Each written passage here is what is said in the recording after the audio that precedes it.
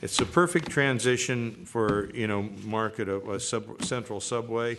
And as was mentioned during comment, and I think it's very appropriate, this is only being forwarded with our recommendations to the Board of Supervisors. There will be more hearings. There will be chances to add things or possibly modify things. For example, someone brought up there should be some mitigation on shadows on Yerba Buena. If it is appropriate that be added.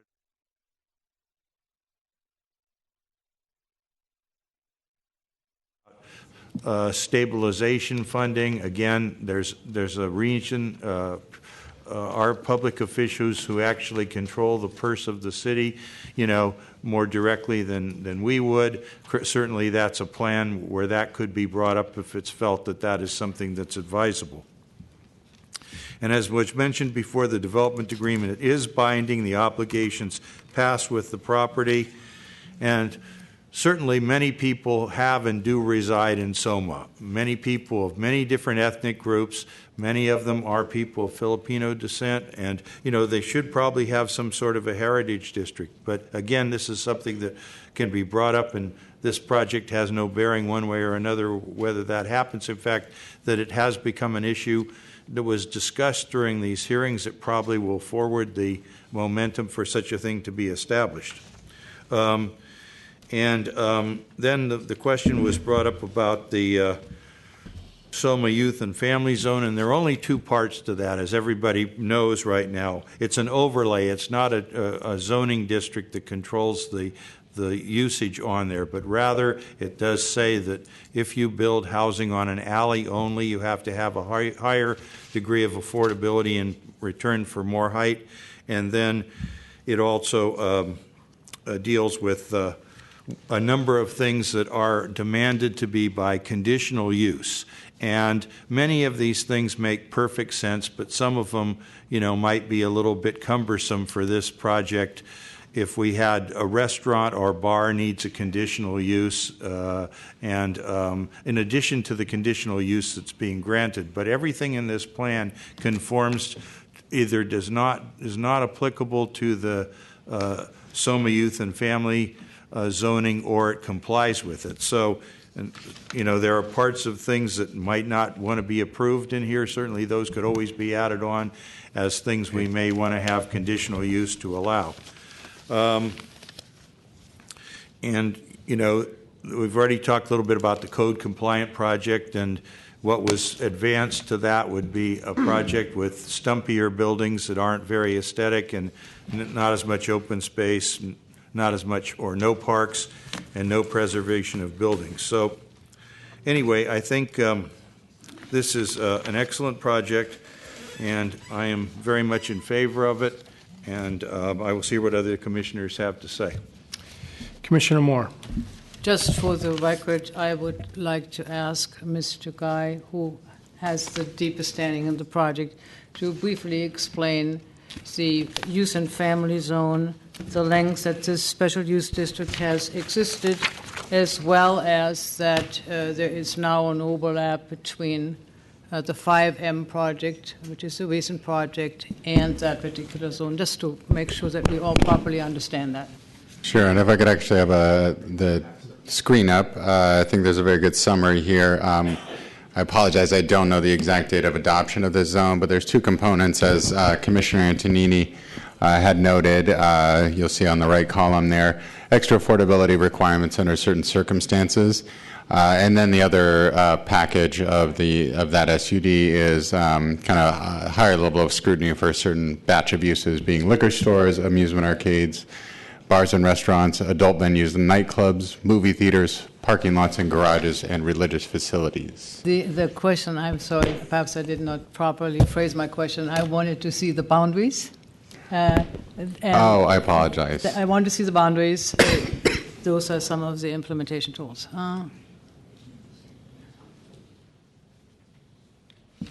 So I don't know how clearly it reads there on the screen, but it essentially applies to a select handful of parcels at the southeastern portion of the property, roughly overlapping with the portions that are, the underlying zone is the RSD, so it does not extend into the parcels with the C3 zoning.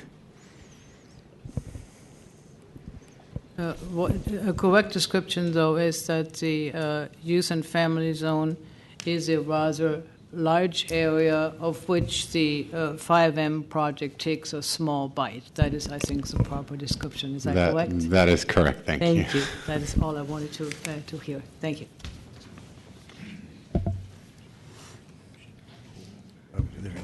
Commissioner Hillis. Johnson. Yeah. Oh, sorry. Yeah, sorry. Okay, sure. I haven't had my own name up here all night. I don't know how we're going to take the motions up, so I will just give a few comments now and then see how we're going to take them separately. So heard a lot of things in public comment. Also been doing a lot of thinking on this project since I first heard it as a planning commissioner last year, and then I've heard about it from various sources over the last couple of years. So I've had a lot of time to think about, the project itself, the land uses, and then how it's going to impact the neighborhood. So I just have a few comments and questions. The first one is a little bit more prosaic. It's about the transportation fund. So we recently approved the Transportation Sustainability Fund, and I think we had a project, my memory may be failing me at this time, where it was explicit that the TIDF would be superseded by the TSF if and when passed. So question is that the same case here or no?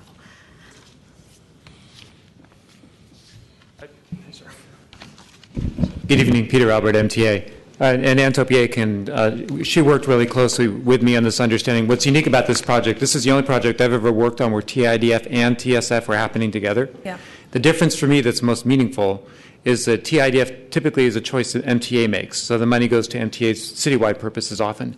The other fund, the one that this is new, this TSF, is specific to the project site. And the total is, I think, $12 million. Is that right for the... So the TIDF in this project is $8.8 million, and then because this project is not subject to TSF, but we did, through the development agreement, obligate the developer to pay what we believe would be what they would be obligated to pay if they were subject to the TSF, and that amount was about $3.4 million. Okay, so altogether it's about 11. Yeah, and the 3.4 is what we are dedicating to local improvements, pedestrian, bike, and transit improvements in the neighborhood. Okay, thank you. Thank you very much. Okay, so just a couple other things. In terms of the site design itself, and this sort of gets to looking at the D4D, I've had some issues since the D4D actually came out about sort of, I guess I'll call it equitable design of the public realm. Almost half the space that's open space for this project is the Chronicle building, which is privately owned, publicly available space. But it's on the top floor of the Chronicle building, accessible only by an elevator. And I feel that that's not necessarily, even though it's open during day hours and technically it's public, anyone can come in there. I don't necessarily feel that is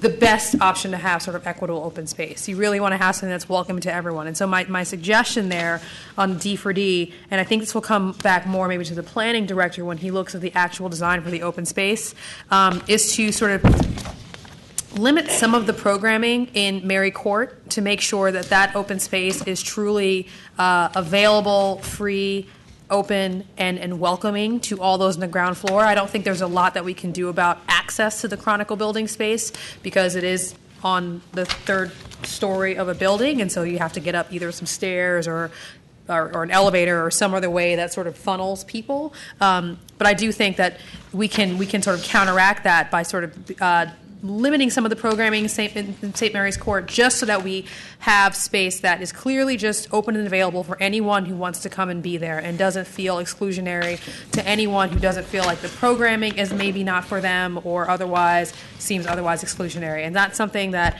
I've thought about a lot since seeing the D4D some number of months ago, and I thought it'd be great to bring it up here. I don't think that it goes to the level of needing amendments to the D4D. I think it's up to the planning director when he looks at the final design from the developer. Commissioner, if you mind if I ask a clarifying question on that. When you say limit the programming, do you mean limit activities or do you mean actually limit the design, when it's the physical design? Yeah, so I think the physical design should just be much more open to however people want to use the space. Right now, I see a lot of activity programming. If you look at the space for St. Mary's Court, there's a sort of text design and a list of different types of activities. Some of them arts related, some of them cultural related, other sorts of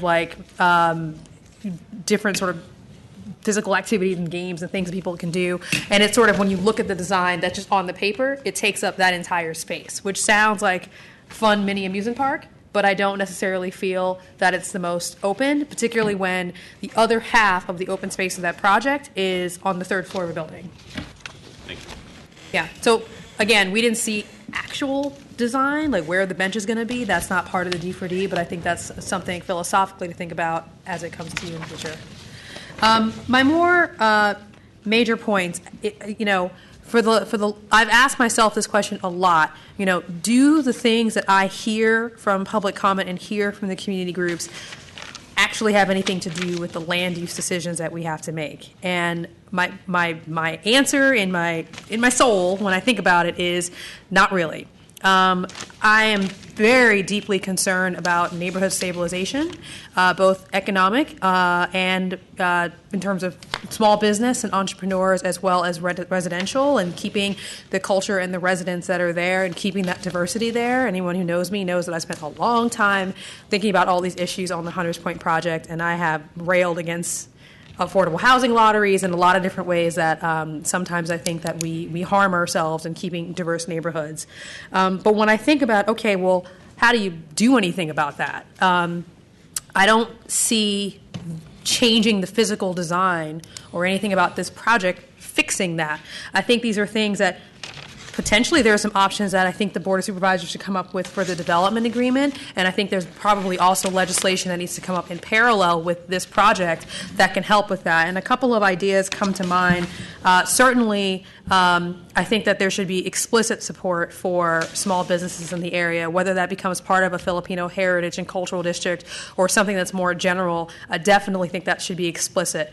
We can't stop people who own their property from raising prices because they feel like the value of that land has gone up. But what we can do is find ways to help small and local businesses be able to afford those prices and be able to stay. That's something that I think that we can figure out how to do. And I don't think that that's something that's all on the developer. I think that's also on the city to be coming up with parallel solutions for that. Same thing with residential. I see the map here on stabilized housing. Many of these is color-coded. Many of these are pink and orange, so they're sort of like subject to rent controlled, or they are deed-restricted BMRs. I can't tell you how many times we've had discussions at the commission level about how just having those units on the market doesn't necessarily mean that you're going to keep the people in the neighborhood. I know a lot of people who make, higher salaries who have lucked out and gotten a rent-controlled apartment, and and they're there. And that doesn't mean that the rent-controlled apartment is a bad thing, but it doesn't mean that in and of itself that's what keeps people in the neighborhood. So certainly I think that the Board of Supervisors should also consider other ways to maintain people in their housing. Next week, we're actually going to be hearing about neighborhood preference, which impacts people who may be evicted or otherwise forced from their homes. So I hope that other measures like that will help, and I hope maybe we can get ideas from other commissioners, but I just wanted to throw that out there as I think that those are a couple things, sort of maintaining the economic stabilization as well as residential stabilization that are important for this project. We'll get to a lot of the concerns that we've heard, but aren't part of the land use decisions that we have to make today. Commissioner Wu. Thanks. I want to ask some specific questions first about the affordable housing benefits. So for the senior building, it looks like for pre-development, something a little bit more than $300,000 is allocated. I wanted to ask maybe MOHCD if you feel like that's enough to get through pre-development. So my overall goal is making sure that that building gets online as fast as possible. Our typical pre-development loans are more like $2 million. And so what we have looked at in the senior housing is a total financial contribution that will allow us to, fully land on the project at the gap level needed to build this housing. And so I'm not sure of the phasing in of the money. $300,000 can certainly be used right away to do various early due diligence work, geotechnical, soils, title issues, financial analyses, et cetera. And then when we have additional funds, we would make the other pre-development money available immediately so that process could be completed. So will it possibly get cut waiting for more pre-development money, or that's not a concern? Will it get cut? Cut, like Cut. stalled. I think it would not. If we know that the money, if we know the schedule of the funding, and we will, based upon the development schedule, then while we're waiting, we typically have bridge funding from other sources that we would use to keep pre-development going. The last thing we want to do is have a pre-development process stop. Right. Okay. Thank you. And then for the capital funds to build the senior building, looking at this, it's either somewhere around 21 or 24 million. What happens if the cost somehow escalates and there's not enough money, kind of like the TNDC project?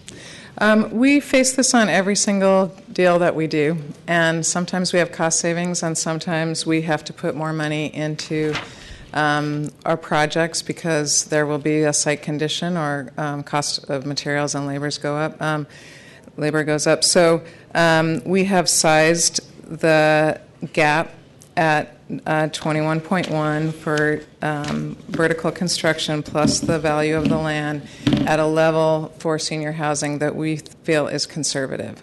So there's a little bit of cushion built in, and we have always been able to work with our developer partners to make sure that the projects are adequately funded.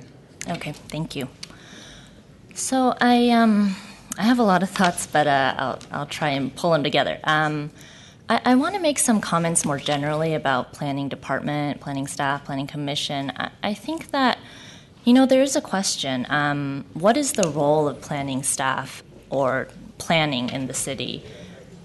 This project, it sounds like around the same time that the Youth and Family Zone was conceptualized and voted in, and the Filipino Heritage District was conceptualized, also 5M was in a conceptual phase, and yet we're here today on a hearing on 5M, and we're not here on those other two items. And so can we think about how to push the planning department to do that kind of work, which is not funded by developer fees? I know we don't get any general fund money, but can we really show the nation how it's done to do more community-based participatory planning? If we had come here today with all three items on the agenda, maybe it would be different. You never know. That's speculation. I spoke earlier about the conveyance of this value at this time, and so for me, the hardest part of the project is the piece that's in the family and youth zone, so the most southern and eastern piece. I think it's the office building. And it's also the one that's currently zoned RSD. And so the biggest change is on that site. It's a upzoning of, I actually don't know, up to 375 feet. It's a change in the type of use going from RSD to C3S. And it's an encroachment into the youth and family zone. I think that, my thoughts on what the planning department should be doing, this is a start. This is a great map. I like seeing this kind of work. It sounded like there were some criticisms about the actual data that was feeding into it, but this is what the planning department should be able to do. It sounds like this project has the votes to go through today. Maybe it's our job to track then all these different categories going forward and to really understand how projects impact neighboring housing units. It seems like there's a lot of rent control actually in the circle, this peach color, and that in addition to the privately owned SROs, I think that's what's most vulnerable. We see so much in the SRO stock of people illegally converting from residential to tourist or just taking the units off the market somehow. I think that we're seeing evictions of all types. It's not just Ellis. It's harassment. It's I don't know, buyout's not an eviction, it's buyouts, it's small infractions on your lease, like keeping things in the hallway. I think that, is it our job to stabilize a community before we convey this kind of value? I think that it's a hard question to ask. I know that the planning process is so long here that that's not always available to us. It's easy to look at it in hindsight. Could we have asked as a community benefit for the developer to buy 5 to 7 of these buildings and give them to the city to hold them as permanently affordable housing? How do we push ourselves so that the benefits can come online at the same time as the project, so that there really is stabilization and we're not just hoping for it in the future? Commissioner Hillis. Thank you. And thank you again for all the public comment. I was driving in the Sunset. I actually went to one of my kids' soccer games this past weekend. And there was a home for sale, I think it was on Noriega and 27th, and it was a 2-bedroom, fairly small house.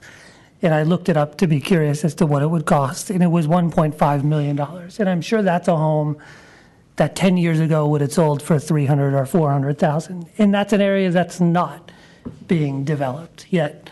People are clearly being priced out of that market, and rents are skyrocketing. On the flip side, in areas that we're building in aggressively, whether it's Potrero Hill or the Mission or Soma, the housing stock we're building is not causing prices to come down. So we need to find other solutions besides fighting over each development project one by one in order to secure housing and affordable housing and own lots. And some people mentioned, and I'll plug it again, kind of the small sites, which I think we should call the large sites program, in land trusts. And if we really want to keep units affordable, you have to own them, or someone who has to own them has to be committed to keeping them affordable. Leaving it to the market isn't necessarily going to make that happen. This project, though, is a good example of how we could do things to gain more affordability and more public benefits. And I think what we see on this project is a level of public benefits and affordability that we typically see on projects that are city-sponsored or city-owned. The Giants, Seawall Lot 337 comes to mind, or Pier 70, or Schlag-Lock. Schlag-Lock's the redevelopment area. Or Transbay, levels of affordability we would not otherwise achieve. And there are other good things that I think should be called out about this project.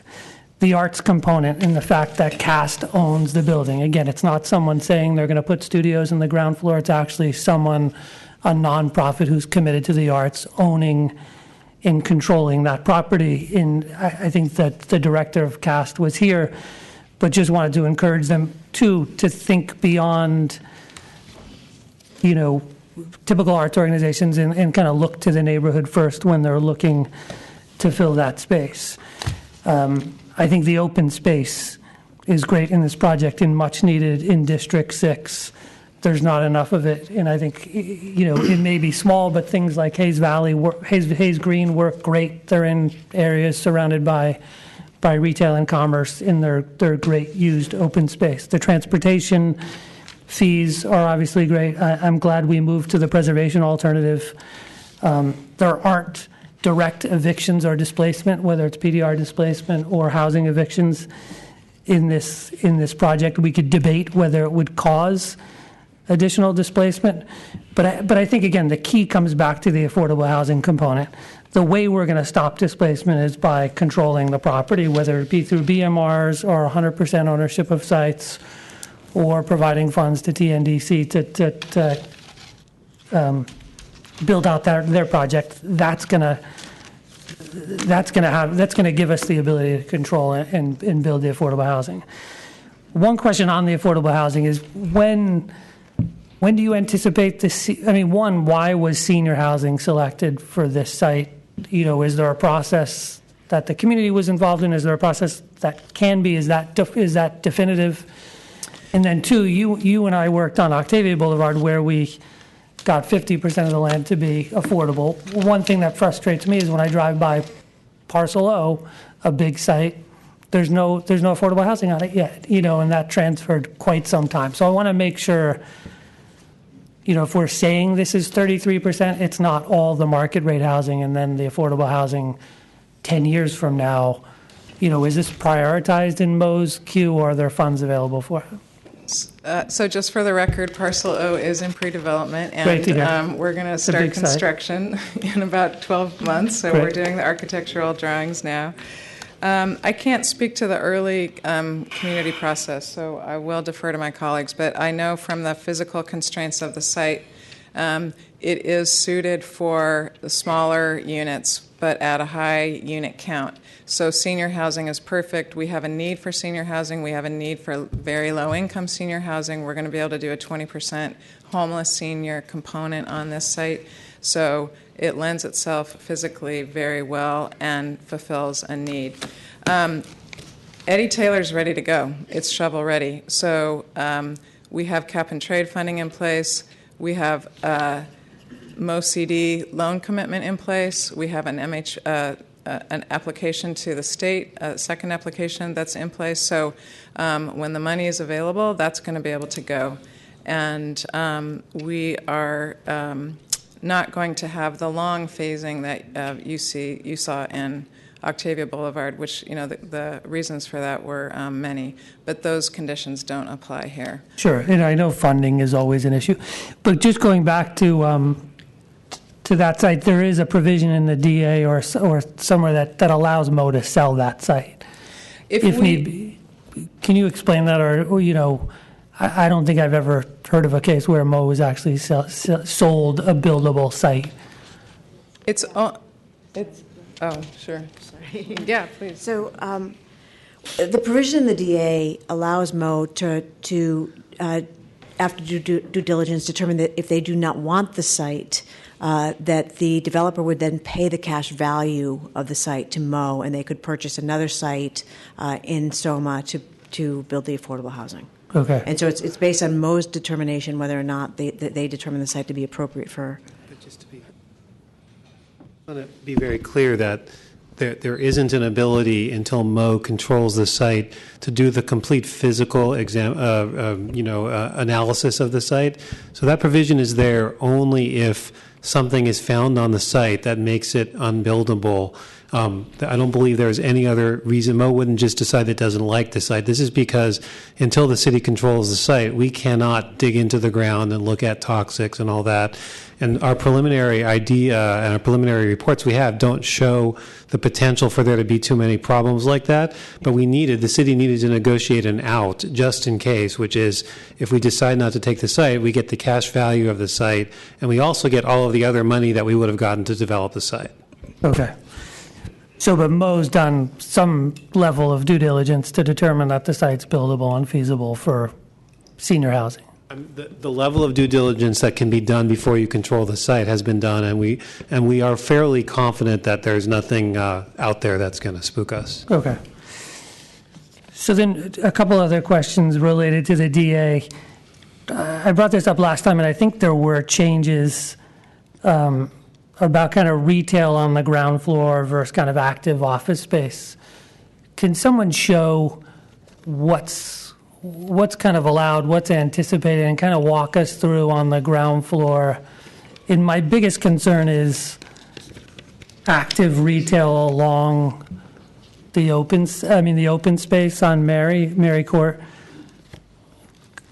Because again, I think that more retail makes it more active and kind of welcoming to the public. And I know I think there was a change to the D for D on this. Right, that's correct. Laura Crossmano with Site Lab Urban Studio. We updated the D for D, so the draft that you received 2 weeks ago has the updates. The changes were, so already there are requirements for a minimum of 25% of the frontage on any of the perimeter streets to be retail. Additionally, we added that any retail in the ground floor needs to be limited to 5,000 square feet per space to encourage more smaller scale local retail spaces. We also limited, there had been a provision for what we called active office. So the interest was in having potential office on the ground floor like the social impact hub, co-working spaces, or other spaces that are more membership-based on the ground floor. We had originally had that in any of the buildings, and now we've restricted it that it could only happen in terms of new construction in the H1 office building. That always has had restrictions which says that if you are going to have that use on the ground floor, in addition to the standard transparency requirements on the ground floor, there's additional requirements that there be no partition walls within, I think it's 20 to 25 feet of the storefront, in order to basically prevent, no one can just line that thing with offices and say this is, pretending to be an activating use. So can you just put up a site plan and just walk me through where retail is required? Because I was just having a hard time following it in the...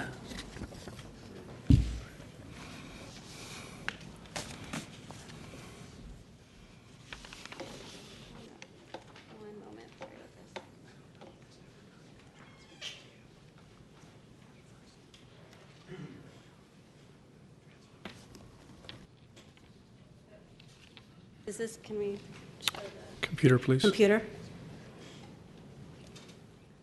So essentially what we've done is said that there are two aspects of this. One is that the requirement of what is permitted on the ground floor.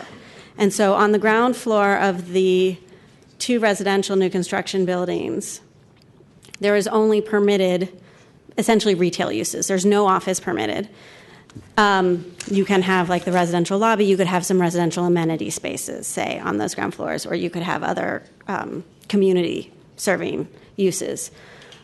Additionally, there's a requirement to actually deliver that there is retail on 25% of the frontages. So on all of the major streets frontages, 25% of that frontage has to be devoted to retail.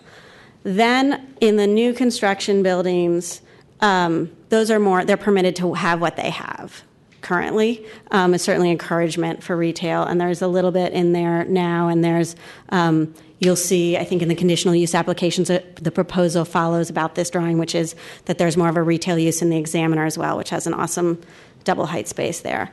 Then in the H1 building, this similarly has the 25%. If you take the frontage, 25% has to be retail, and then the permitted uses do allow its retail, lobby, and kind of co-work active office with these physical design requirements. And then the other overlaid requirement is entries. So there's a minimum of 2 entries on all of the frontages except for the alleys that are more, I think it was Minna that has more of a service function, so that whether it's a building entrance or a retail entrance, you have that kind of permeability to the frontages. Okay.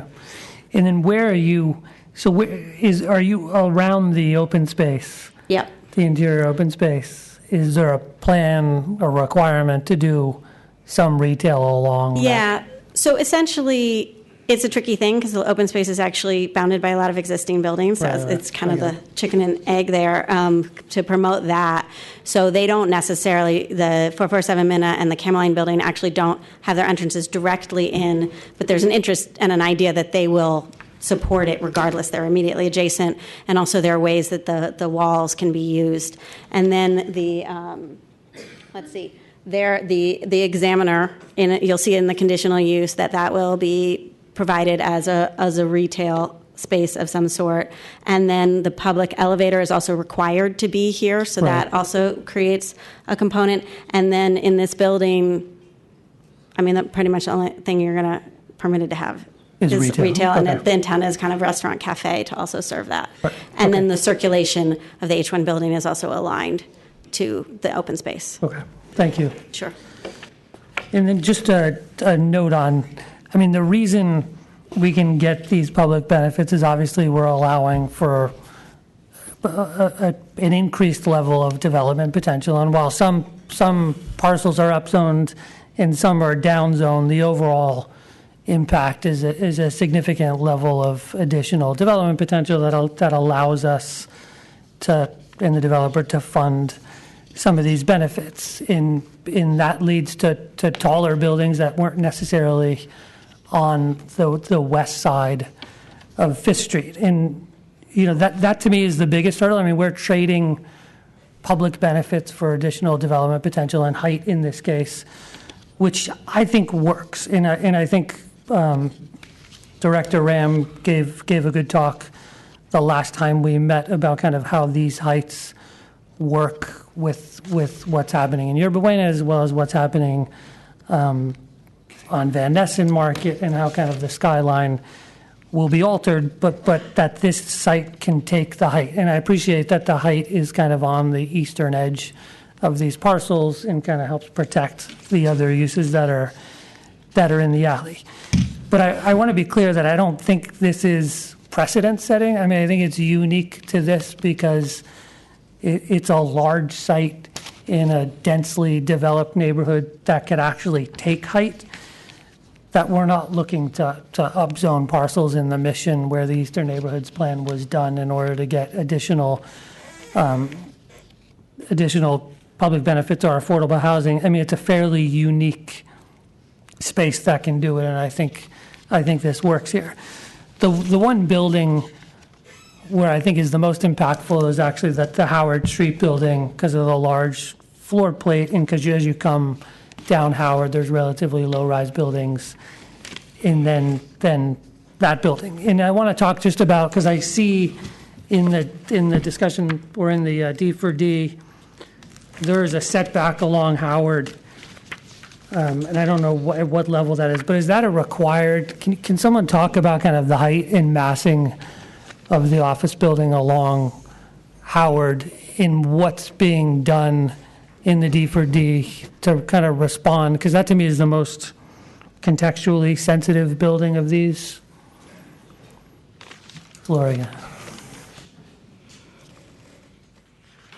Right, so the H1 building does have, there are a couple ways that it's controlled. So you have a base height that's set to the street wall. That one is, I think, at 145 is the maximum. And then above it, the controls for the tower kick in, and those controls then constrain that piece pretty heavily. Is that setback that's shown in these required? I mean, it's resultant. So it is resultant from you cannot build the full floor plate as you continue. So you will be inherently creating the setback. Okay, but you could build that full floor plate and have a setback on the alley, presumably. I mean, I think that's when I look at it, that's an important. That's a fair point. That setback that I think should be on Howard instead of the alley. And I would say that it is. It's not explicitly required. It is. We just, by virtue of the tower controls, assumed that would be a resultant. The other aspect is that the dynamics of the wind essentially require it. Okay. And so everything that's been studied in the wind in order to reach the performance that we want does need that as well, that terracing there. Okay. And then a question on process. So we've had DAs in the past. When this comes back for design review and compliance with the D for D, that's done at the department. That's done at the department level. I mean, that's delegated to the director to do that. Kevin Guy, that's correct. So the structure of the SUD as it's written would essentially does delegate to the director the authority to review kind of the individual development phases as they come in and find it consistent within the parameters of the SUD and the D for D. There's a certain amount of, in certain topic areas, small brackets of variability, particularly around architecture and kind of skin treatment materials and things like that. Things that are shown as examples with designs in front of you for the conditional use approvals, but there's some thought that those may evolve over time and things like that within certain parameters. So provided that these phases are reviewed and determined to be consistent with the D for D and the SUD controls, then they are reviewed at the staff level. If they were to exceed the parameters of the D for D, then that would be a different situation where it may have to come back for some sort of additional hearing process. And is there could we, if we wanted to, the commission, I realize, for purposes of the DA, there wants to be certainty on the type of project that could be built. But are we able to call a public hearing? I mean, much like we had for Park and Merced a couple weeks ago, where we saw the design, we're able to comment on it to maybe help inform the director's review of the project. Obviously, I'd defer to Director Ram, but I think there would certainly be an interest in, the discretion there to say, it's important that the Planning Commission see how the project evolve in individual phases and show how it is consistent with the D4D and is evolving as we expected. Okay. And then just quickly going back to my question on open space and about prioritizing, I guess, the Yerba Buena and then kind of prioritizing the non-rooftop open space. And so what I understand is that the reason the N1 building builds the Chronicle rooftop is because it's the N1 building triggers the renovation of the Chronicle building. And so they are directly tied to each other, because when the construction starts for the N1 building, there's the partial demolition of the Examiner building, and then the renovation of the Chronicle building. So that's why those two are physically tied and really can't be disconnected. Okay. And then back to the question on shadow of Yerba Buena Gardens. Yes, Sarah Jones, Environmental Review Officer. The EIR analyzed the shadow on Yerba Buena Gardens. It looked at both Yerba Buena North, which is the circular area by the Metreon and the Center for the Arts, and also the children's playground in the southern part of Yerba Buena. Didn't find a significant impact on either area.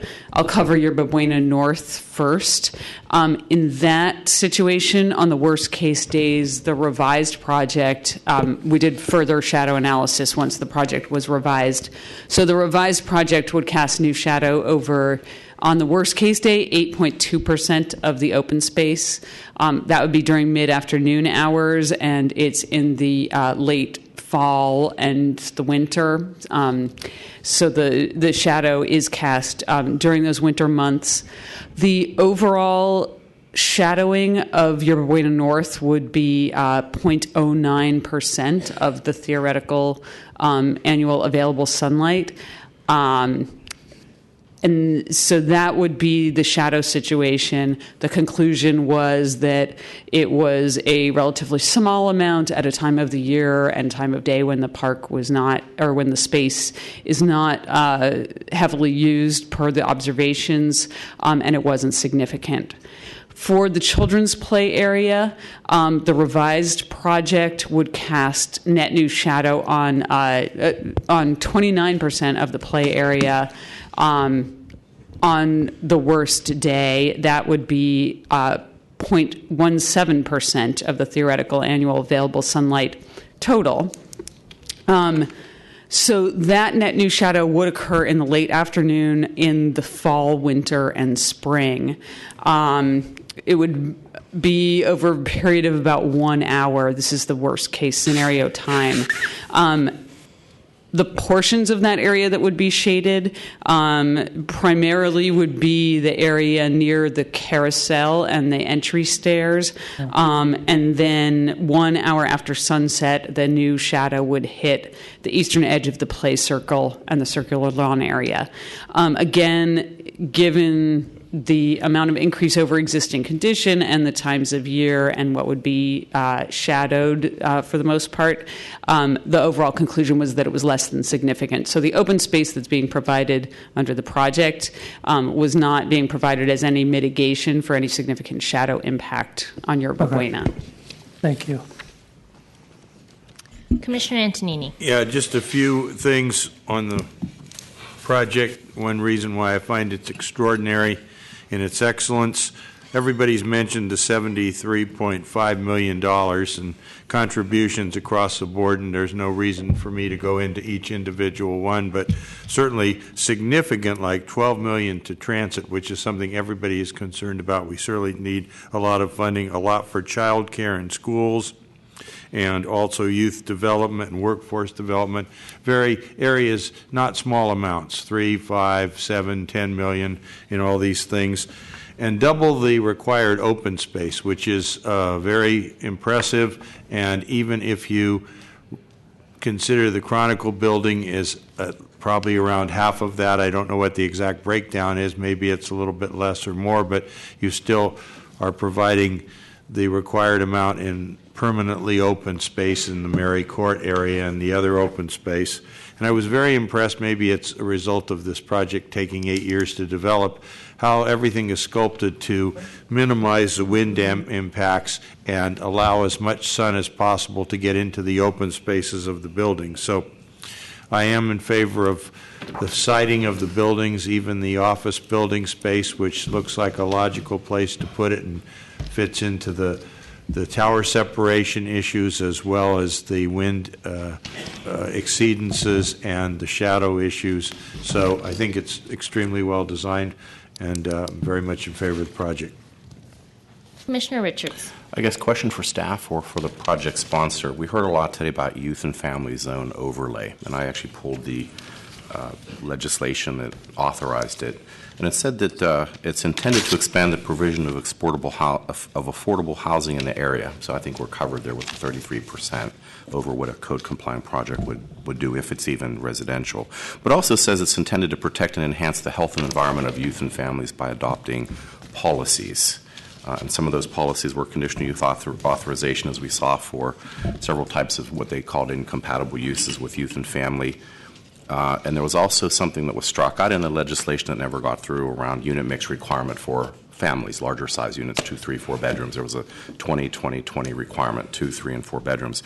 I guess the question I have would be this SUD, this development agreement, these zoning amendments, everything kind of all added up. How do they actually, if you looked at what I just said on the youth and family language, how would the project conform to that? Is there any conformance? What's the unit mix requirement? Is there any thought on that? Are there any special CUs on incompatible uses? I know we're getting rid of the youth and family SUD. Are we replacing it with anything? Commissioner Richards, Dan Snyder again with the department. We're getting rid of it on the parcels in the SUD. On the parcels in the proposed 5M SUD. Correct. We're not getting rid of the SUD itself. Correct. Sorry. I think the answer is that the project would comply with the provisions of the Selma Youth and Family SUD. One, in that it is seeking conditional use authorization from this body, which would be required for the handful of uses we talked about earlier that apply in the Youth and Family SUD. And secondly, as you mentioned, it would exceed the affordability standards that would otherwise be required in that SUD. With respect to the unit mix, and perhaps Mr. Rich can speak to this because he, wearing a different hat some years ago, did have some involvement in this process. That the unit mix requirement that was alluded to earlier does not exist in today's SUD. I don't believe it was ever adopted. But It wasn't. So do we know the unit mix of do we know the proposed unit mix? Is there any idea of what it's going to be? How many family size units will it be? I would defer to Mr. Guy and the sponsor Mr. on Guy. that.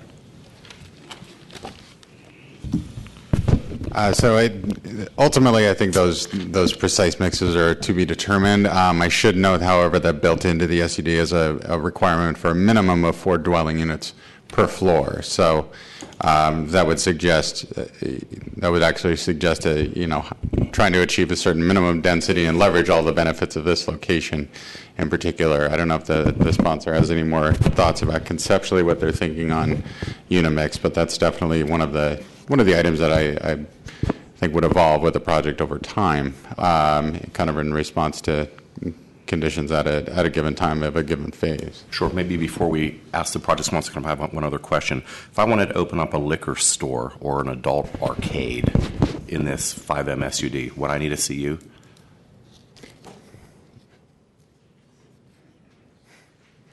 I believe then we would be looking at the underlying controls of the C3 districts for the respective use types. So are adult arcades covered?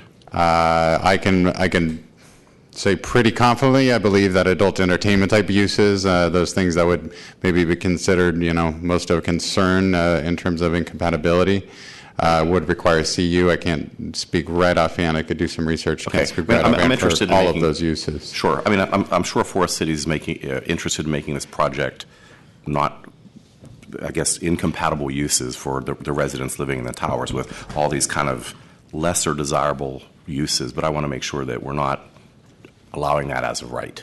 And I guess to the project sponsor, your other developments, large-scale developments, I don't know if you have one that's this tall. What do your normal unit mixes look like? And what are you planning here?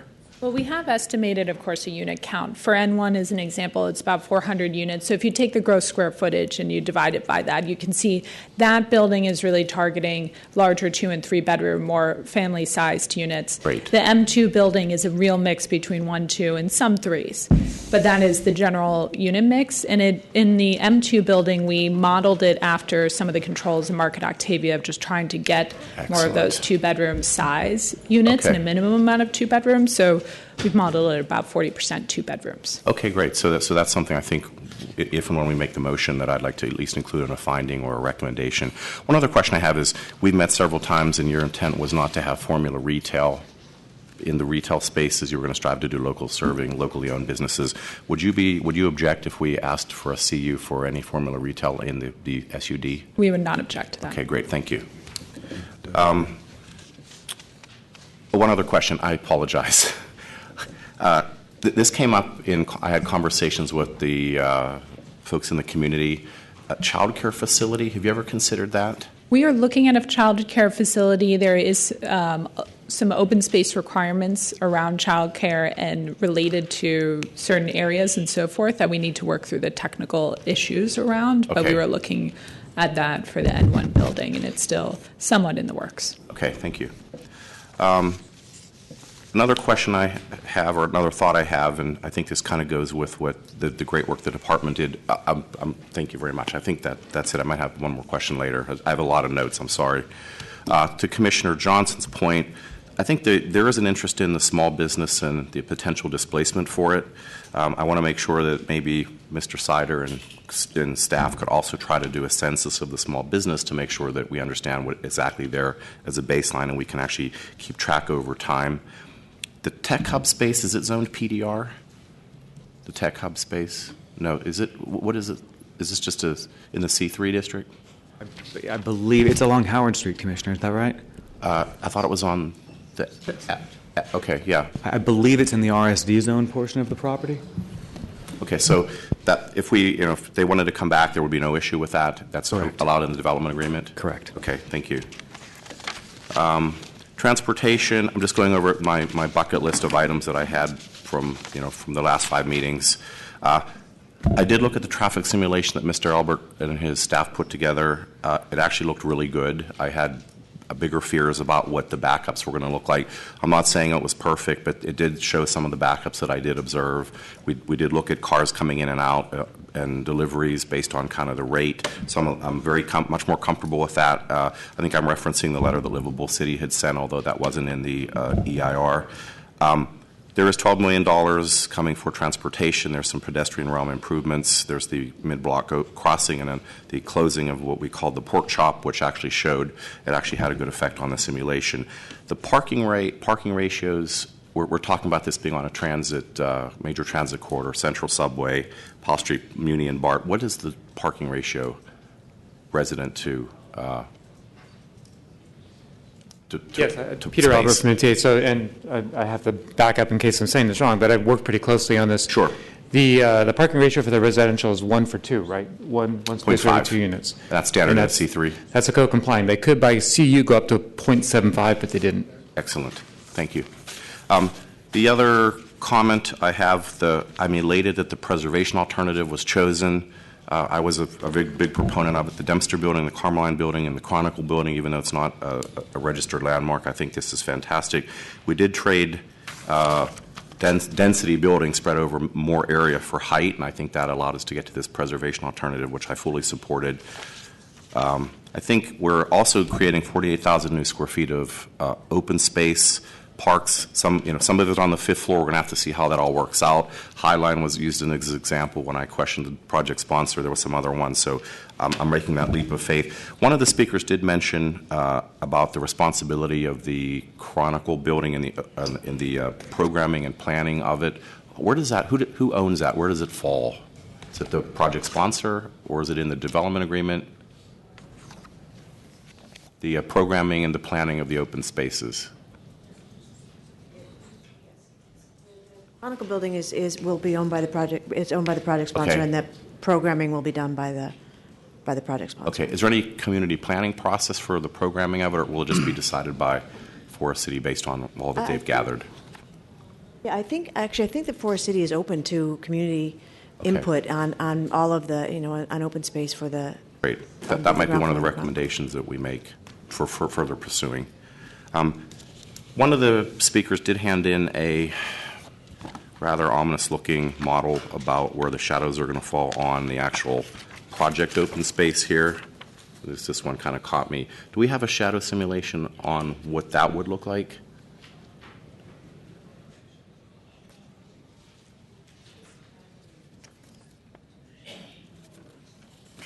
I just wanted to familiarize everybody with that. We do have a shadow simulation. They're actually, it's part of all those shadow simulations that are online that focuses in on our site as well. Okay. And part of the urban planning of the site was to make sure that we were getting good, particularly in midday, but getting good sun and Okay. kind of preserving some lower scale buildings around it to try to solve for that. But those are available online. We may have it here. I'd have to check. Okay, if you do have it, I'd love to have you show it. Okay. Thank you. Let me see. The community and public benefits, I'm just going over, these are good things here.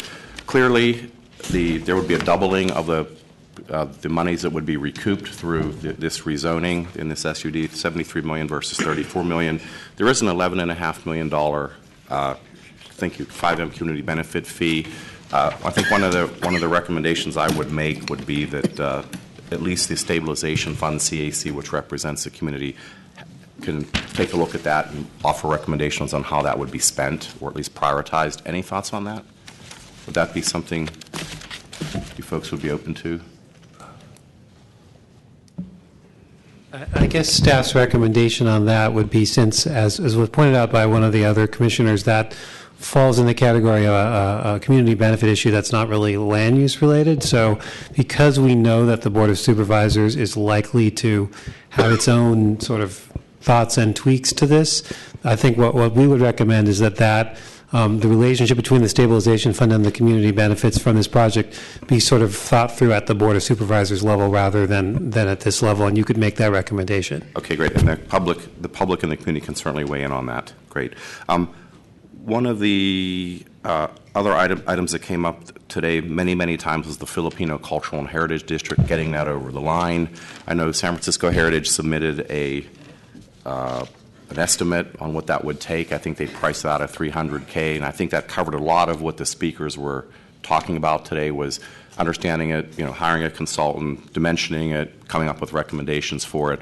And I think we had talked about this, that potentially the project sponsor was okay with including that in the fee schedule. So I would, when I make my motion, I'm going to include that in there as well. I got a nod from Ms. Arena. Okay. Another question or comment that came up several times was phasing of the construction. We talked about that, but also not only the buildings, but also the buildings and the amenities. Is that, how would that work? Because I know we have 3 buildings, and you can go A, B, C, B, C, A, C, A, D, but you have amenities that come with it as well. Right. I mean, just to make some general points, and some other staff can help. The development agreement and the D4D and the SUD have been carefully crafted to look at the 3 major new buildings and to take all of the community benefits, whether they be physical or monetary, and tie them specifically to every building is specifically, and this is in your exhibit E, is it D or E? Either D or E, I'm sorry. Right. It's listed in the exhibit, and it's very clear which amenities go with which buildings. What we don't do, and I just wanted to address this because it's come up, is dictate the order of the buildings. Right. Or say to them, you have to build the buildings. And, having done, this is not our first rodeo on this. We've kind of gone through and we don't believe there's a way to say to a developer which building to build first, or to even more extremely force them, obviously, to build buildings. I mean, it's just too subject to the market. So what we believe is the best way to do is just to tie the benefits to the buildings, but not to, dictate the order of the buildings. And again, I just want to come back to understanding that we've made clear that the major housing piece at Taylor and Eddy is the first dollars out, no matter which building it is. Great. Does that help? It does, thank you.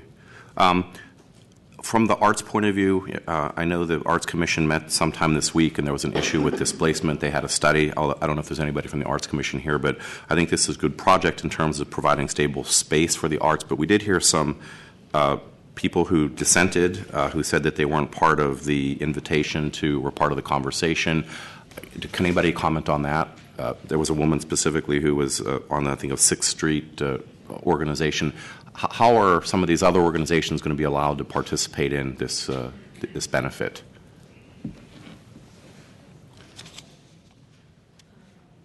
And Moy Ng from CAST, who's the executive director that spoke here today, I think the unique part of CAST is that they don't run program. We didn't select an arts organization to occupy the building. We selected an arts organization that really is at the beginning of their process of reaching out to the community and determining what the best and most supportive ways to integrate the community into that building and have that spill into the open space work. So for CAST in their process, they'll very much do a community-centric process that starts that conversation. Okay. But that conversation's right at, it's at starting point. And so that will happen over the coming months and as the project develops. Okay, that satisfies me. Thank you. I think now coming to kind of the most important piece, well, one of them to me is maybe not be to everybody else's, the Old Mint. I really appreciate the $1 million grant. I think in the motion I'm going to recommend that additional funding be sought for making the building available for public use. Mr. Rich. I just wanted to comment, I have heard that concern from you and others, and so we have $1 million in the development agreement. 300 or so of that is actually slated to come even earlier than the first building. In fact, at what we call finally granted, which is the legal term for when the project sponsor has either not been subject to a lawsuit or that lawsuit has been settled, whichever comes on. There'll be 300,000 or so. The remaining 700,000, I believe, comes with the first building. What our desire is to do, because the Old Mint has a long road in front of it in terms of a long-term permanent restoration, we'd like to try to use that money towards the long-term restoration of the building. We're aware that the building needs probably $400,000 or $500,000 of shorter-term work. We believe we have a source for that funding. I can't really announce it now, but I think in the next few weeks we can. What I'd like to commit to is if we can get all of those short-term needs funded without touching this $1 million, we would like to do that. If that doesn't work, we would use at least part of this $1 million to get that initial work done. But I am pretty confident that we won't need to touch it to get the building, initially fixed up. That's fantastic. Thank you. Yeah. Now on to the most important item, and I think many of the commissioners talked about this, would be the affordable housing and displacement. In terms of understanding where we are today, we have a map that's probably slightly imperfect. Mr. Elberling tossed it behind the computer. I wouldn't go that far. Ms. Hester had some feedback. What I'd hope we could do at least is publish the map and have people poke as many holes as they can to make it as good as we can so that we really have a true baseline, and over time we can measure exactly what the effect is of any potential displacement or other issues. We're going to be hearing next week neighborhood preferences. I talked to Ms. Sophie Hayward. There's going to be a proposed 25% preference for people from the neighborhood who are displaced. There's a preference for people who are LS acted. There's a preference for people who have no-fault evictions, and we're going to try, I believe that the ratio is going to be 50% of 20%. So actually in terms of the amount of neighborhood preferences, it looks like it's north of 35% proposed from the neighborhood. So that actually makes me feel a lot more comfortable. I hear Commissioner Wu's point about privately owned SROs and rent-controlled buildings, really, they're stabilized, but they're not, solid as concrete. Supervisor Kim did tenant protection 2.0. We're tracking buyouts. We're doing, I think, everything we can to try to understand what's the effect of these issues. And we know that there's going to be some displacement. In fact, I think Mr. Oberling, and I kind of went like this to my ear, he said, this project's going to increase the rate of displacement. And if anybody else heard that, nod your head, because it kind of threw me a minute. But I think we need to understand that. Also offers 33% affordable housing. But I think one of the other, the comment I have on this project now, kind of pulling it all together, is I believe the risk is too great not to move forward with the project, given the market forces that we're seeing, the great demand and limited supply. Also, I think the risk is too great not to have some type of an insurance policy for the next 10 or 20 years. A lot of the people in the community talked about, hey, we have our initial community benefits, and all of a sudden, 10 years later, everything, the neighborhood changes. I think that would be akin to what we're seeing in the mission, with 50% going down to 38% Latinos. So one of the things that I wanted to at least talk about and hear from my fellow commissioners after I make my motion is a recommendation to the Board of Supervisors to potentially create some type of a stabilization fund that maybe the SOMA stabilization fund can manage, because now that we have the baseline data, we can actually be a little bit more proactive than reactive if we actually see there is displacement happening.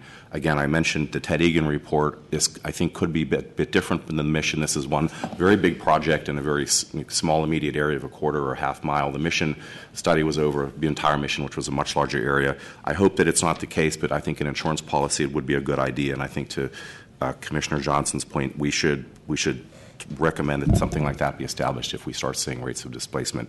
And I read the charter for the SOMA stabilization, and it kind of nails it right on. It was provided, I know, from funds from Rincon Hill, but it was provided for residents of SOMA for these very kinds of things that are happening to them. So I'd like to make a motion to approve item 2G, the zoning text amendments, 2H, the request for height classification to zoning map HTO1, to recommend the 2I, recommend the D for design for development document, 2J, the approval of the development agreement, 2K, the allocation of square footage under the annual development limitation program for offices at 593,500 feet for the large cap, the allocation to L, the allocation of square footage under the annual office development limitation program of 133,400 under the large cap, to M, the conditional use authorization for establishing the proposed 5th and Mission Street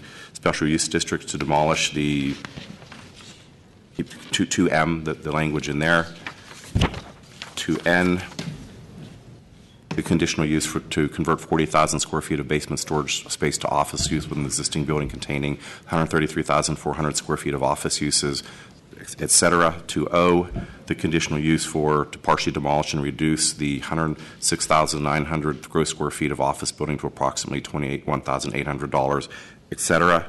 To P, the conditional use authorization for a 25-story building reaching a maximum height of 362 feet with a 30-foot architectural screen for a total height of approximately 395 feet, 593,500 square feet. To Q, conditional use authorization for project to construct a new building reaching a roof height of 200 feet and measuring 264,300 square feet, containing 288 dwelling units and 6,800 gross square feet of retail and 5,400 gross square feet of lobby core, with the addition of one, the $300,000 funding for the cultural and heritage district for the Filipino community. 2, the Formula Retail CU as agreed by the project sponsor. 3, assuming that I think whatever's not in the C3 district controls from compatible uses, that those actually get put in there as well. Bars, liquor stores, amusement arcades, et cetera. So I think kind of fill that gap on this between what exists on the C3 and what we're missing here in the development agreement. Recommend to the Board of Supervisors, now on to recommendation, recommend to the Board of Supervisors to create a stabilization fund for displacement and businesses as well. Recommend to the project sponsor that they follow through with at least the Market Octavia unit mix requirement as stated. Recommend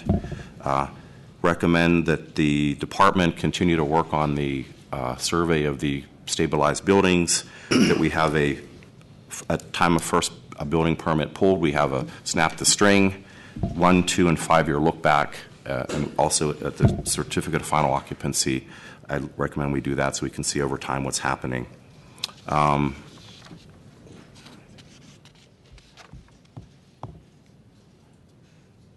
That's it. I'm open for additional amendments. Second. Commissioner Richards, I would assume all of those would include the necessary amendments as submitted through the errata sheet. That's correct. But we did miss items 2E and F, which would be the net new shadow as well as general plan amendments and downtown plan urban design amendments. I thought we did. No, we have not done those. My motion includes 2E and 2F. And my second also includes those. I'm open to any other amendments anybody else may have. Clarify, Commissioner, on about the reporting. I believe the DA requires an annual reporting. Is that not correct? To the planning director. So this is on the parcels outside the SUD. This is the. Oh, I misunderstood. So my recommendation is that the staff do a at the time of building permit approval CFCO 1, 2, and 5 year map. So we can actually see over time what actually the effect is. Obviously, there's going to be some larger economic forces playing here, but we can try to isolate the effect of this project as well. It's going to be a good learning experience. So the effect of this project to the surrounding properties outside of the Correct. Like this map did. Stabilization map. I'm sorry to interrupt, Commissioner Richards. Just a point of clarification. Your third item with respect to the particular uses that wouldn't otherwise be regulated in the C3 districts. Right. Did you intend to include all of those uses that require conditional use Except restaurants. Except restaurants. I think that's taking it too far. Thank you. A restaurant's not incompatible with an office building or a residential building.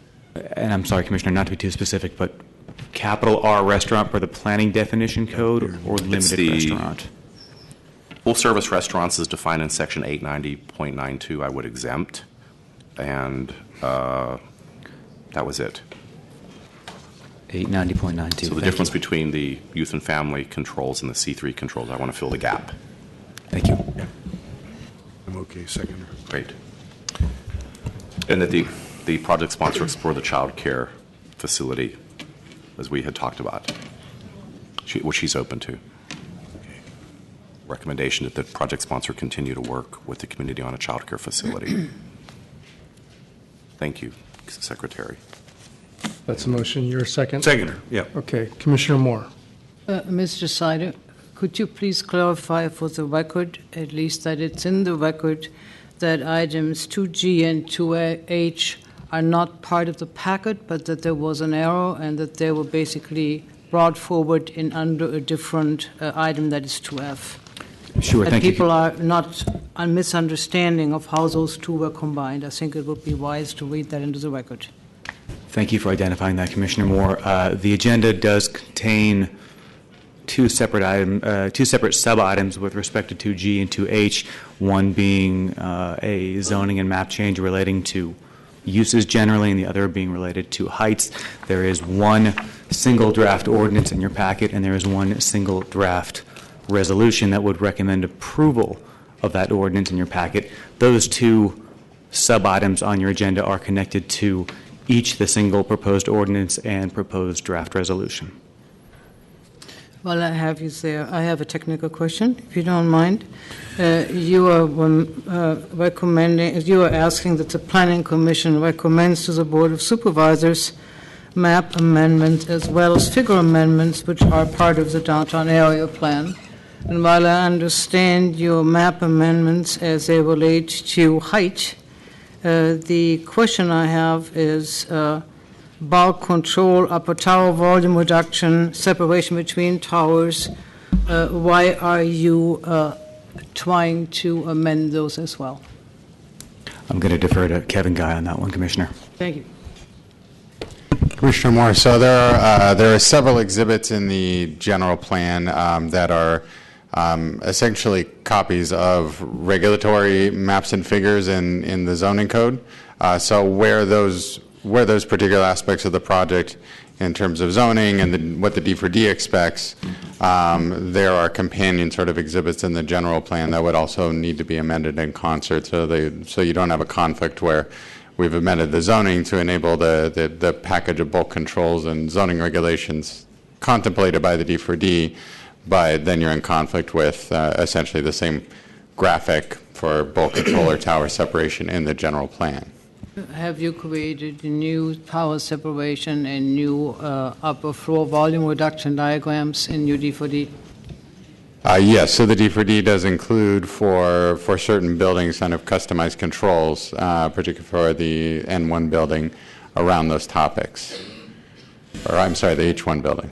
I for some reason, must have missed identifying that. That's why I'm asking the question. I am very concerned that the rules as they stand have indeed created a rather successful city, and unless they are tailored to buildings of higher height but still express the same basic values of why these were created in the first place, I would have major questions about why we're doing that.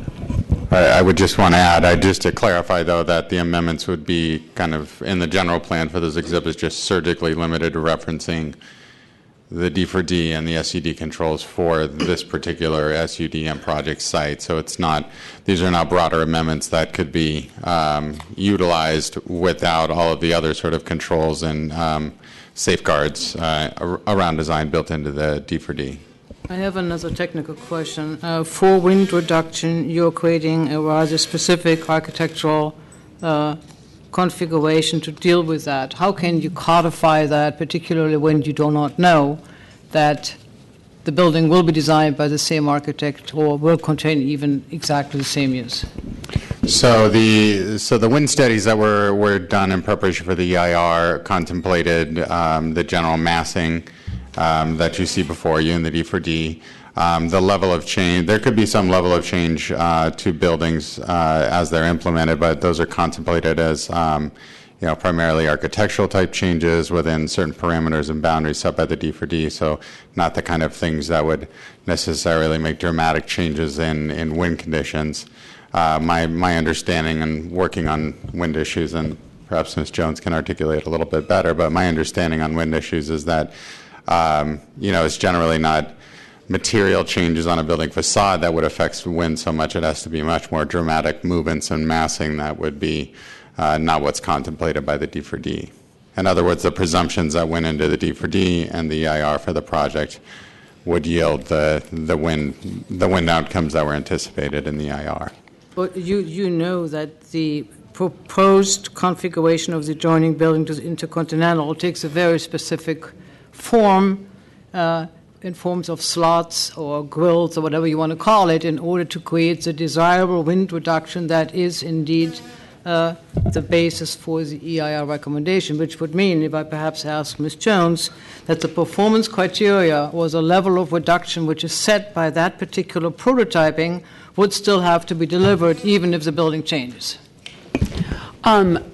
Yes, essentially for the purposes of this and every project, there is a certain level of wind generated by a project that is not acceptable. Not only would it be a significant impact under CEQA, but it would also render the project unapprovable.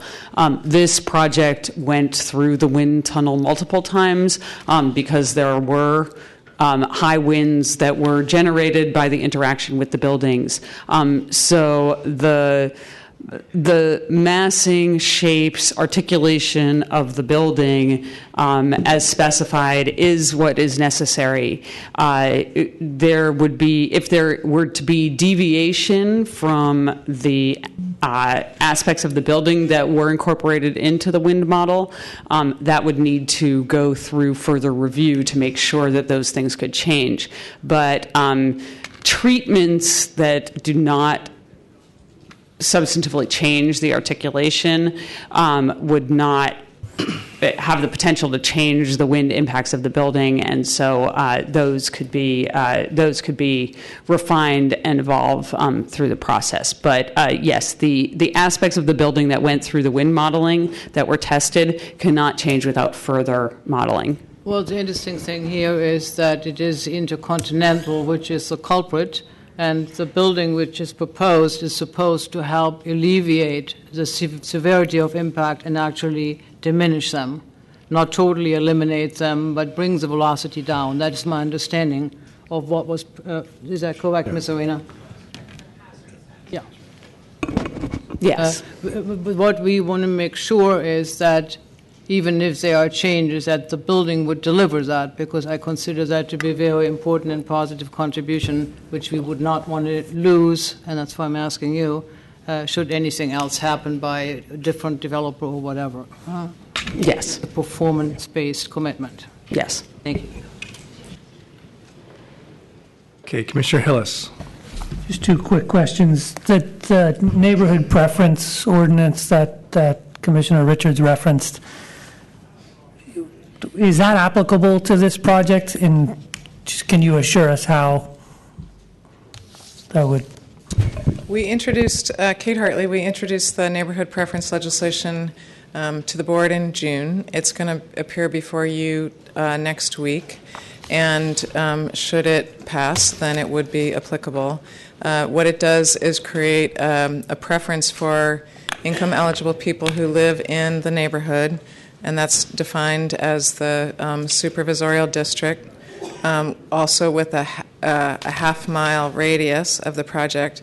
They'd get a preference. So people could stay in their neighborhoods. They could support the project and be rewarded with a unit. Is that for inclusionary or just for 100% affordable sites? That's also for inclusionary. And then in addition, the preference legislation that we have expands the existing Ellis Preference Act that we have. So it provides a preference for not just people who were, technically Ellis acted, but people who have had no-fault evictions. And so they would have a preference for units in BMR and affordable units. So in addition, what we recommended in order to enhance the neighborhood preference is that half of that displaced person's preference also have a neighborhood overlay. So if you were displaced from your neighborhood and you would get first shot at a unit in the neighborhood from which you were displaced. So we think that it will go a long way to help people stay in their neighborhoods and come back to their neighborhoods if they were displaced. Great. I just want to make sure, though, that if the DA passes before that passes, that's folded into the. Are we sure about that? Because sometimes DA kind of freezes the ordinances that are applicable. It would apply at the lease-up period. So if the DA passes and the neighborhood preference passes subsequently, but the project hasn't commenced its lease-up period, then it would pass. That's my understanding. All right, great, thank you. And the only thing I would ask to modify the amendment is just to require the director to notify the commission that an application has been submitted for approval of either the N1, H1, or M2 buildings. Sure. So that if we wanted to, we I'm could fine, call- seconder, call yeah, it. sounds good. Yeah. I'm sorry, Commissioner Hills, could you repeat that? Is it that director notify the commission that an application has been submitted for the approval of either the N1, the H1, or the M2 buildings? Building permit. I think it's whatever the initial application, which I think would be a building permit in this case. Initial application of any of the buildings? Yeah. Okay. Any of the major new buildings? Okay. Commissioner Wu. I just want to ask a clarifying question about the exchange between Commissioner Richards and Mr. Sider. So you're recommending that restaurants does not require an extra CU? Yes. And that the motion is silent on limited restaurants because that would just go to whatever the underlying zoning is? So we were trying to fill the gap in between use and family zone and C3. So if it's not in the C3, we were going to add it into the development agreement except restaurants. It was to kind of proto-expand the youth and family SUD controls. I just didn't want to, I just wanted to make sure we were treating the two the same, and it sounds like we are, because I think that limited restaurants are often the most neighborhood serving because they're, I don't know, smaller, they don't have alcohol. Would you like to exempt those? No. Okay. Deputy City Attorney Marlena Byrne, if I can jump in, I just wanted to clarify that was to include it in the SUD, not the DA. The appropriate place SUD. to amend the uses. SUD, I'm sorry, the SUD. And I'm sorry, Commissioners, if I can ask one further clarifying question with respect to where those CU requirements are applicable. Is it the Commission's intent to apply those CU requirements within the geography of today's youth and family SUD? No, it would be the 5M SUD. The entire SUD. Yes. Thank you. Yeah. It's a proto-expanding of the youth and family controls except for full-service restaurants. Okay, thank you. Commissioner Hillis. Johnson. That's right. I'm still on this one. Okay. Yeah. So just real quick, I just have a real quick question about some of the motion that Commissioner Richards made. Thank you, Commissioner Richards, for pulling all of that together. Thank you. A lot of the things that were in excess of the approval of the items that are listed in our agenda weren't attached to any specific piece of our approvals. So I have a question for the city attorney. So, for example, when we are asking for the board to consider a stabilization fund and some of the other pieces of the motion, do we need to attach that to a specific approval? So do we need to make attach it to the approval of the DA or any of the other agreements, or can it just sit on top? I had assumed, Deputy City Attorney Marlena Byrne, I had assumed that one in particular would have been a recommendation to the board on the DA. The only one, if I'm recalling correctly, that I thought would relate to the SUD was the one that was just discussed regarding the Soma Youth and Family District uses. Requirement. The rest of them I thought were related to the DA, That's but correct. Okay. Or the application could be, I'll let actually DA. Dan Sider jump in. Apologies, Commissioners. I hope to add clarity rather than lend confusion. The formula retail CU requirement would be housed in the SUD, if I'm not mistaken, as would the unit mix. I'm just wanting to be 100% clear on the Commission's intention, as would the unit mix. I'm sorry, so that would be it. Formula retail, unit mix, controls, and the unit youth and mix. family proxy. Mm-hmm. Okay. Thank you very much. Thank you. But I just want to clarify, in the SUD, how? So we are actually approving zoning map and zoning text We're improvements? making a recommendation to the Board of Supervisors to amend it, adopt a new or create a new special use district. Yes, Okay. the SUD and the zoning map ordinance were already introduced at the Board of Supervisors, and they've been referred to this commission. So you're making a recommendation. As part of your recommendation, should the commission vote to recommend approval of those, your approval motion would also include these recommendations as additional changes. Okay, thank you. Just wanted to make sure that we weren't saying something that's going to be confusing to the board. Okay, just one quick change I'd like to do on the amendment to recommend the Board of Supervisors consider a stabilization fund. I would like to add that they also consider a small sites fund. They could be not the same thing. I'm sorry, small sites fund? Yes. So the MOHCD already has a program to support small site acquisition to protect affordable housing, and I think that the board should specifically consider a small sites fund that will cover that neighborhood, because a stabilization fund can be a number of different items. Neighborhood defined as half mile, quarter mile? Half mile within the 5M SUD. Pardon the interruption. If I might, the sponsor is requesting just to get a point of clarification on this, the conditional uses for the various use categories, specifically around restaurants. I'm sorry, Kevin. I just wanted to clarify. Were you saying there's a refined definition around the types of restaurants you can have in the youth and family zone that you were recommending, or is it all restaurants are allowed? No, we were saying full-service restaurants, fine. Thank you. A large fast food restaurants would need a CU. Got I think bar restaurants would need a CU, ones that serve alcohol. No, that's not what it is. No, that's a full-service restaurant. That is full service. service Okay, I means apologize. alcohol. Okay, great. Just wanted Good, clarity. sorry. I appreciate that. It's getting Bar- late. And I'm sorry to do Freestanding this, bars but would that need a CU. actually didn't lend clarity because the notion of full-service restaurant and small self-service is no longer part of the code. Is the intent to mimic the controls applicable in the Soma Youth and Family SUD? Yes.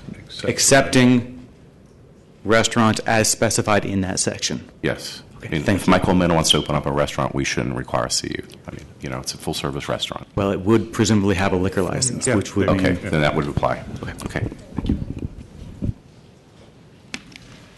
Commissioner Richards? One question I was probably trying to get my thoughts together. On the retail, you talked about retail on Howard Street. Was there retail on Howard Street planned? I'm sorry to cover this again. It's been a long day.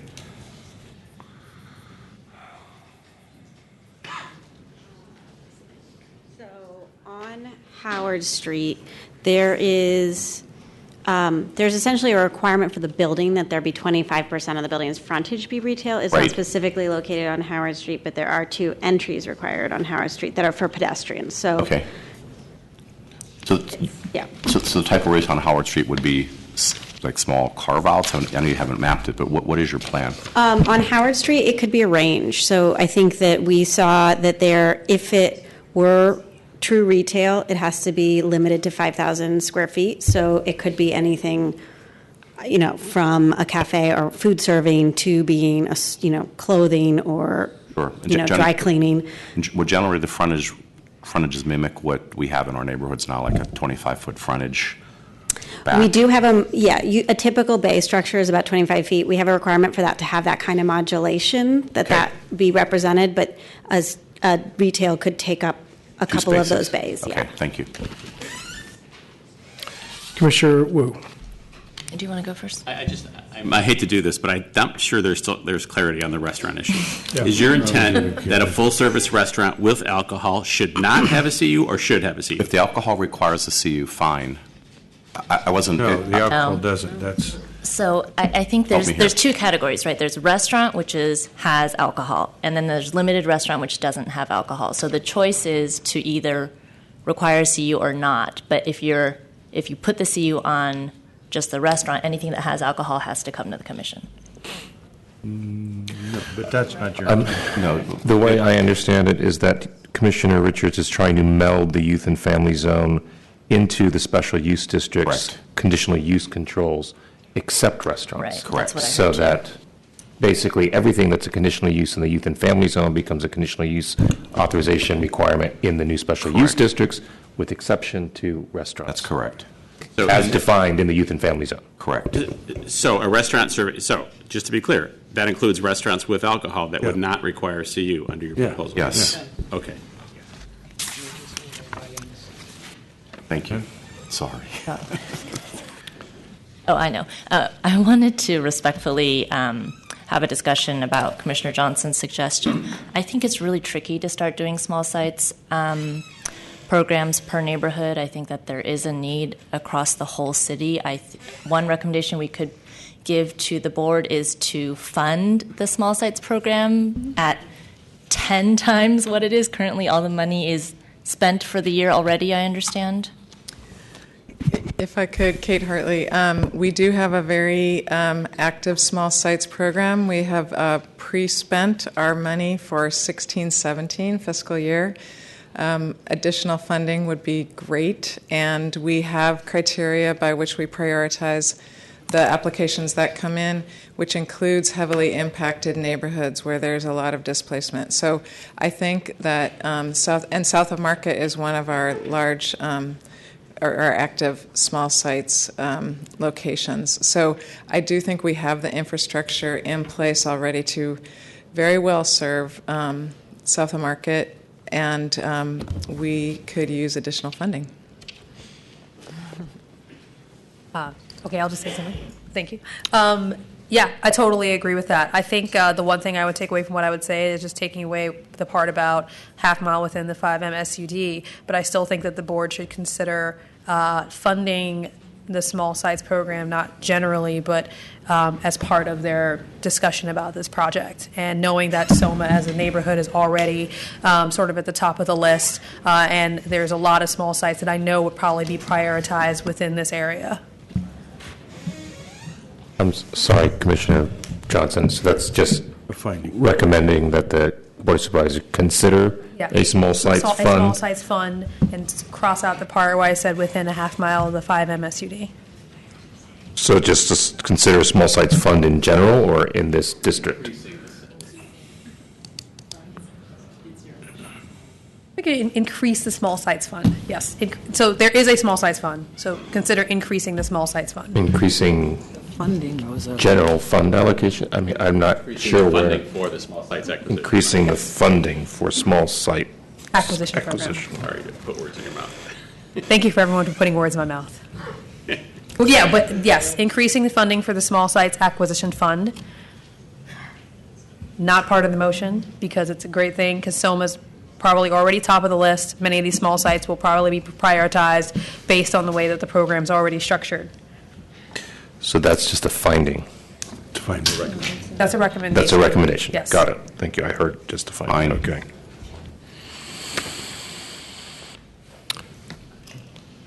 Okay, any further comments?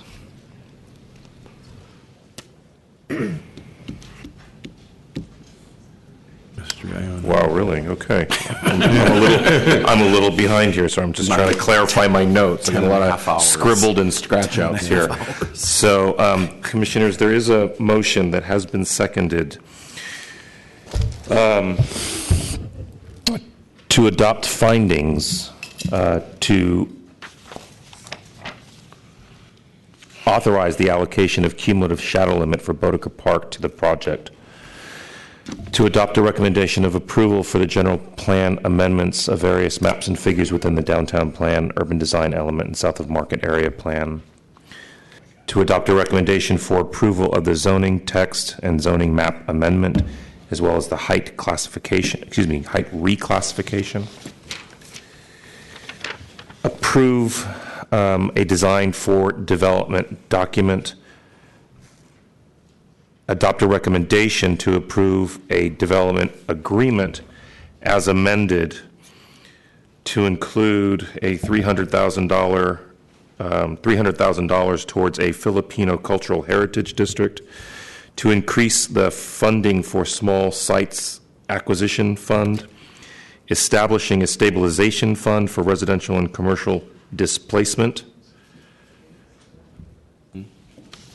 and for the project sponsor to consider or to continue considering a child care facility as a part of the project, and then 1, 2, and 5 year look-backs. Then approving with conditions the allocation of square footage under the annual office development limitation program, and approving with conditions the conditional use authorizations, and then I'm lost where we're adding this, melding the, that's in the SUD, thank you. So as part of the SUD motion, melding the youth and family zone into the special use district, the CU controls except restaurants, and then also adding that the unit mix mimic the Market and Octavia mix requirement. And see if That's and that's part of the youth and family zone, but yes, then the formula retail as a part of the special use districts requiring CUs. I think that's it.